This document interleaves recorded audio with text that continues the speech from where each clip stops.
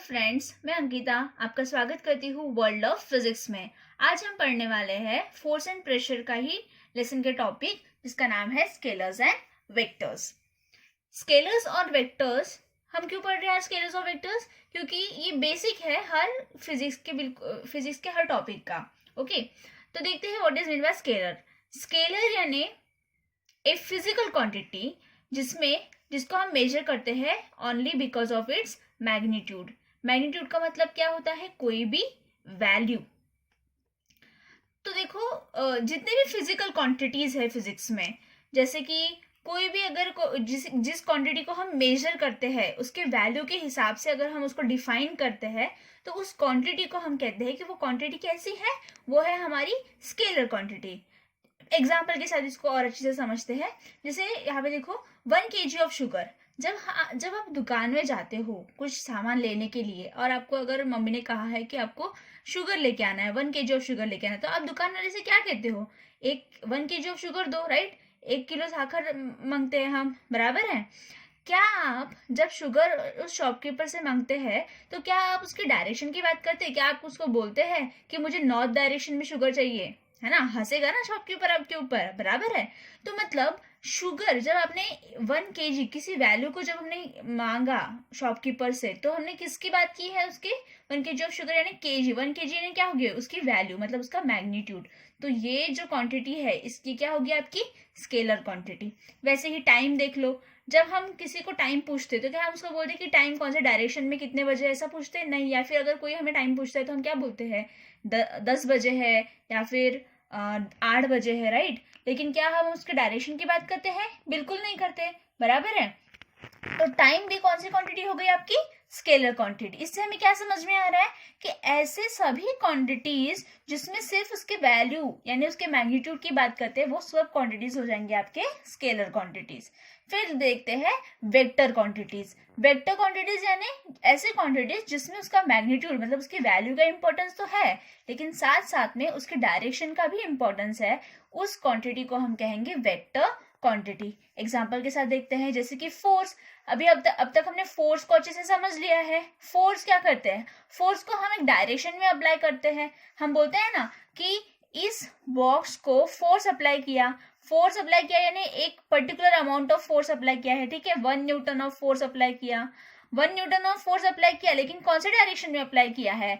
In the sideward direction. Side के direction से apply कर रहे हैं, या फिर अपवर्ड डायरेक्शन, नीचे प्रेस कर रहे हैं तो डाउनवर्ड डायरेक्शन में। तो इसमें फोर्स अप्लाई, लेकिन कैसे अप्लाई कर रहे हैं? फोर्स को एक पर्टिकुलर डायरेक्शन में अप्लाई कर रहे हैं। तो फोर्स में को अगर हमें डिफाइन करना है तो हमें क्या लगेगा? उसका मैग्नीट्यूड भी लगेगा और उसका डायरेक्शन भी लगेगा। तो जब मैग्नीट्यूड और डायरेक्शन दोनों की बात करते हैं तो उस क्वांटिटी को हम कहते हैं वेक्टर क्वांटिटी। इसका मतलब फोर्स हमारी कौन सी क्वांटिटी है? Force is a vector quantity. वैसे ही क्या है? डिस्प्लेसमेंट भी। डिस्प्लेसमेंट जो है, डिस्प्लेसमेंट को जब हम मेजर करते हैं तब भी हम किसकी बात करते हैं? उसके मैग्नीट्यूड और डायरेक्शन दोनों की बात करते हैं, ठीक है ना? जब आप बोलते हैं कि डिस्टेंस, जो संगीता है, ठीक है, देयर इज वन संगीता, यहाँ पे एक संगीता है और उसने एक पर्टिकुलर डिस्टेंस ट्रेवल किया है।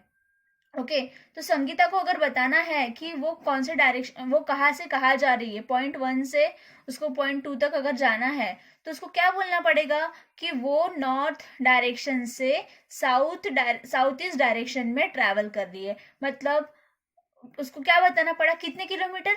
1 किलोमीटर। 1 किलोमीटर क्या हो गया? उसका मैग्नीट्यूड हो गया। लेकिन कौन से डायरेक्शन में, वो भी बताना पड़ेगा, ठीक है? तो north east south east direction में वो ट्रैवल कर रही है। मतलब देखो, 1 किलोमीटर हो गया मैग्नीट्यूड और साउथ ईस्ट क्या होगा? उसका डायरेक्शन। तो डिस्प्लेसमेंट जब होता है तब भी हम मैग्नीट्यूड और डायरेक्शन दोनों की बात करते हैं, इसलिए डिस्प्लेसमेंट को भी हम कहेंगे वेक्टर क्वांटिटी। समझ में आ गया? स्केलर्स और वेक्टर्स को अच्छे से आपने समझ लिया है दोस्तों, ठीक है? अभी हम देखते हैं फोर्स के कुछ प्रॉपर्टीज।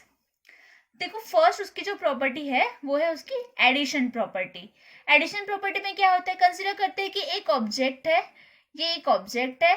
इस ऑब्जेक्ट पे अगर बहुत सारी फोर्सेस अप्लाई हो रहे हैं अलग अलग डायरेक्शन से और अलग अलग फोर्स अप्लाई हो रहा है। F1 फोर्स जो है वो 1 न्यूटन का फोर्स है। न्यूटन क्या है? फोर्स का यूनिट।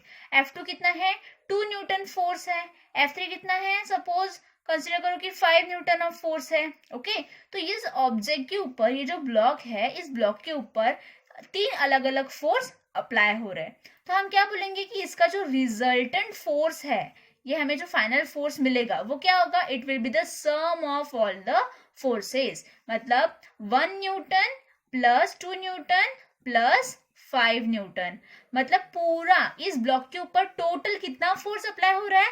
तो इन सभी फोर्स का हम एडिशन करेंगे, तब जाके हमें जो भी आंसर मिलेगा, जैसे इस केस में हमें क्या मिलेगा 8 न्यूटन, तो हम क्या बोलेंगे कि इसका नेट फोर्स जो इस ब्लॉक के ऊपर लग रहा है वो कितना है, 8 न्यूटन का फोर्स इसके ऊपर अप्लाई हो रहा है। इस प्रॉपर्टी को हम कहते हैं addition property of the force.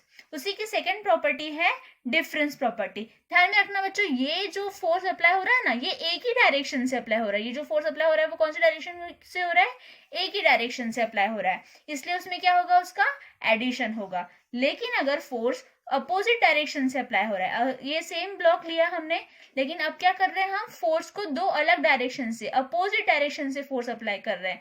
इस डायरेक्शन से F1 फोर्स अप्लाई हो रहा है और बिल्कुल उसके अपोजिट डायरेक्शन से F2 फोर्स अप्लाई हो रहा है। इस केस में क्या होगा, अभी ये जो दो फोर्सेस है वो एक दूसरे को कैंसल कर देंगे और हमें जो रिजल्टेंट फोर्स मिलेगा वो क्या हो जाएगा, उसका जो भी डिफरेंस होगा वो मिलेगा। कंसीडर करते हैं कि F1 फोर्स जो हम अप्लाई कर रहे हैं वो कितना न्यूटन का है, अगर वो 3 न्यूटन का फोर्स हम अप्लाई कर रहे हैं, और F2 जो है वो कितना है, वो अगर है 1 न्यूटन का है, सपोज ये कम फोर्स है, F2 वाला फोर्स कम लगा रहा है कोई, और यहाँ से फोर्स जो है वो ज्यादा है, तो इस ब्लॉक के ऊपर टोटल कितना फोर्स अप्लाई हो रहा है, ये अगर हमें निकालना है तो हम क्या करेंगे, F1 माइनस F2 यानी 3 न्यूटन माइनस 2 न्यूटन, तो कितना फोर्स, टोटल नेट फोर्स कितना हो गया उसके ऊपर, 1 न्यूटन। तो इस ब्लॉक के ऊपर टोटल कितना फोर्स अप्लाई हो रहा है अभी, 1 न्यूटन का, क्योंकि ये दोनों ने एक दूसरे का, हम उसको क्या निकालेंगे, डिफरेंस निकालेंगे। डिफरेंस क्यों निकाला बच्चों हमने, क्योंकि दो जो फोर्सेस है वो दो अपोजिट डायरेक्शन पे इसके ऊपर अप्लाई हो रहे हैं। अगर सेम डायरेक्शन से अप्लाई हो रहे तो हम एडिशन करेंगे, अगर दो अलग डायरेक्शन अपोजिट डायरेक्शन से अप्लाई हो रहे तो हम क्या करेंगे, उसका डिफरेंस करेंगे। क्लियर है इतना, ये दोनों क्या है उसके प्रॉपर्टीज ऑफ फोर्सेस। अब हम देखते हैं इसके इफेक्ट्स ऑफ फोर्सेस, यानी फोर्स अप्लाई करने के बाद जो आपका ऑब्जेक्ट है उसमें क्या इफेक्ट आता है, उसमें कौन से चेंजेस आते हैं, राइट।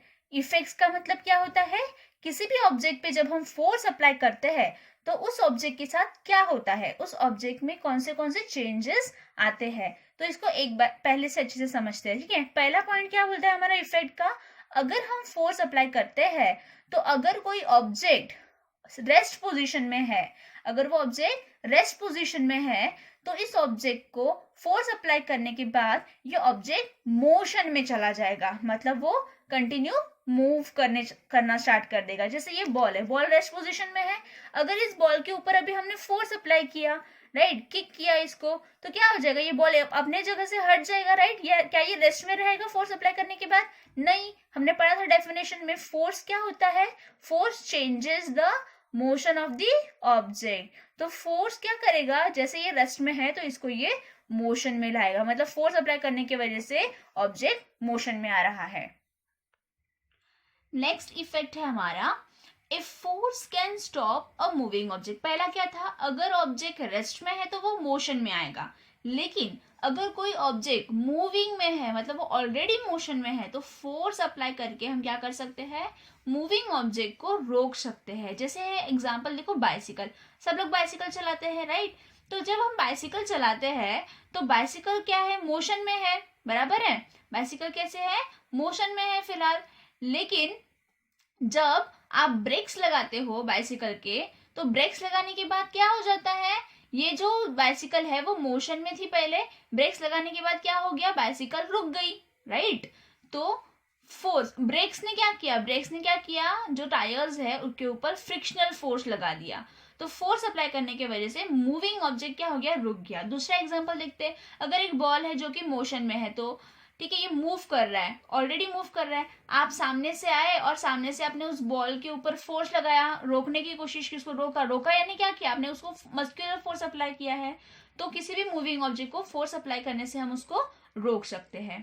थर्ड इफेक्ट है, फोर्स अप्लाई करने से और क्या होता है, तो force can change the speed of the body, object या बॉडी की स्पीड को चेंज कर सकता है। जैसे क्रिकेटर्स करते हैं, देखो बॉल आता है, बॉलर ने बॉल को फेंका, क्रिकेटर क्या, बैट्समैन क्या करता है, बॉल की जो स्पीड है उसको जब फोर्स अप्लाई करता है बैट के ऊपर तो वो बॉल और ज्यादा स्पीड से दूर भागता है। इसका मतलब पहले जो बॉल की स्पीड थी वो कम थी, लेकिन जब जैसे बैट क्लिक किया बैट्समैन ने वैसे उसकी स्पीड क्या हो गई, चेंज हो गई। ओके, इसी तो उसकी वजह से क्या हो रहा है, फोर्स अप्लाई किया ना, बैट्समैन ने क्या अप्लाई किया, फोर्स अप्लाई किया, तो उसकी वजह से उस बॉल की स्पीड चेंज हो गई। वैसे ही उसका क्या चेंज हो सकता है, और डायरेक्शन भी चेंज हो रहा है, स्पीड और डायरेक्शन भी चेंज कर सकते हैं हम उस बॉल का।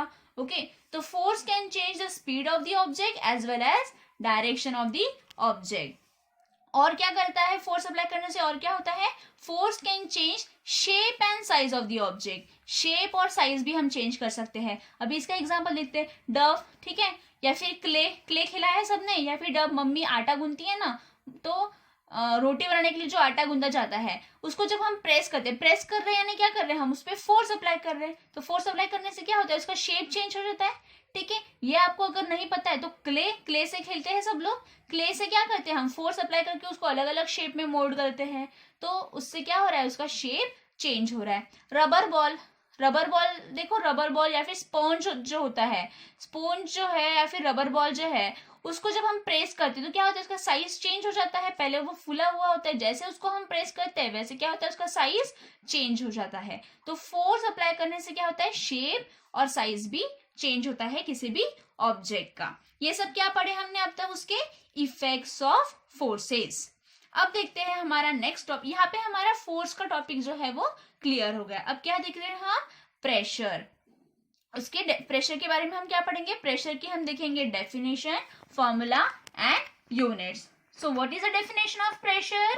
Pressure is when force applied, जब हम फोर्स अप्लाई करते हैं, कैसे, परपेंडिकुलर, फोर्स कैसे अप्लाई हो रहा है, perpendicular on a unit area, एक पर्टिकुलर एरिया पे जब फोर्स अप्लाई होता है, कैसे अप्लाई होता है, परपेंडिकुलर अप्लाई होता है, तो उसी को हम कहते हैं प्रेशर। मतलब एक ऑब्जेक्ट एक पर्टिकुलर एरिया के ऊपर अगर आप फोर्स अप्लाई कर रहे हो perpendicularly, that is nothing but the pressure. इसका फॉर्मूला क्या हो जाएगा फिर हमारे प्रेशर का, प्रेशर यानी क्या है, फोर्स। तो फोर्स अप्लाई किया है, कैसे अप्लाई किया है, परपेंडिकुलर अप्लाई किया है, किसके ऊपर अप्लाई किया है, एरिया के ऊपर अप्लाई किया है, तो pressure is equals to force upon area.